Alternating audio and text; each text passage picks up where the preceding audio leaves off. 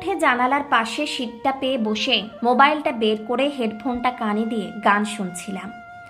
আমার সামনের সিটে একজন বয়স্ক ভদ্রলোক বসেছিলেন। দুপুরের সময় ট্রেনে যাত্রী খুবই কম ছিল। হঠাৎ টিটি টিকিট চেক করতে আসতে দেখে বয়স্ক ভদ্রলোকটি বেশ ভয় পেয়ে গেলেন।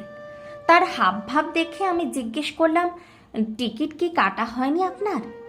ভদ্রলোকটি খুব শান্ত স্বরে বললেন, ট্রেন স্টেশনে ঢুকে যাওয়ার টিকিট কাটার সময় পায়নি, আর আমার কাছে ফাইন দেওয়ার মতো টাকাও নেই।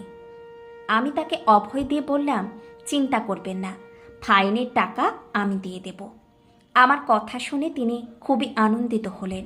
কিন্তু টিটিকে দেখলাম কোনো কারণবশত আমাদের কাছে টিকিট চেক করতে না এসে হিজলি স্টেশনে নেমে পড়ল। যাই হোক, আমি তাকে জিজ্ঞাসা করলাম, কোথায় যাবেন?